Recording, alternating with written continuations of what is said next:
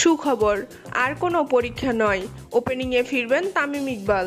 লিটনকে দিয়ে আর কোনো পরীক্ষা না নেওয়াই ভালো, অবশেষে তা বুঝতে পেরেছেন বিসিবি সভাপতি নাজমুল হোসেন পাপন। পরের ম্যাচেই দলে ফিরতে পারে তামিম ইকবাল। টানা 2 সিরিজ ধরে ব্যাট হাতে ব্যর্থ লিটন দাস। তার অবস্থা এখন এতটাই খারাপ যে জিম্বাবুয়ের মতো দল পেয়েও তিনি ভালো করতে পারছেন না। শ্রীলঙ্কা সিরিজে ব্যর্থতার পরও লিটনের ওপর ভরসা রেখেছিলেন পাপন। তবে লিটন যে এবার আর ফিরবে না, তিনি তা দেরিতে হলেও বুঝতে পেরেছেন। তাই তো লিটনকে এবার বিশ্রামে পাঠাচ্ছেন টিম ম্যানেজমেন্ট। জানা যায় আজ ম্যাচ শেষে লিটনের সাথে কথা বলেছেন পাপন।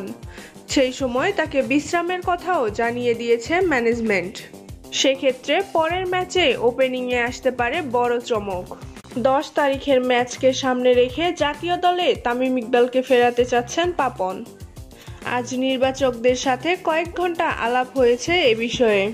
তবে তামিম দলে ফিরতে রাজি কিনা সেটা এখন ভাবার বিষয়, কারণ তিনি আগেই জানিয়ে দিয়েছিলেন হাতুড়ো থাকলে দলে ফিরবেন না তিনি। দলের এই খারাপ সময়ে বিশ্বকাপকে সামনে রেখে রাগ অভিমান ভুলে তামিমকে দলে ফেরা উচিত। তামিম ইকবাল দলে ফিরতে রাজি হলে হয়তো পরের ম্যাচে ওপেনিংয়ে দেখা যাবে জিম্বাবুয়ের বিপক্ষে।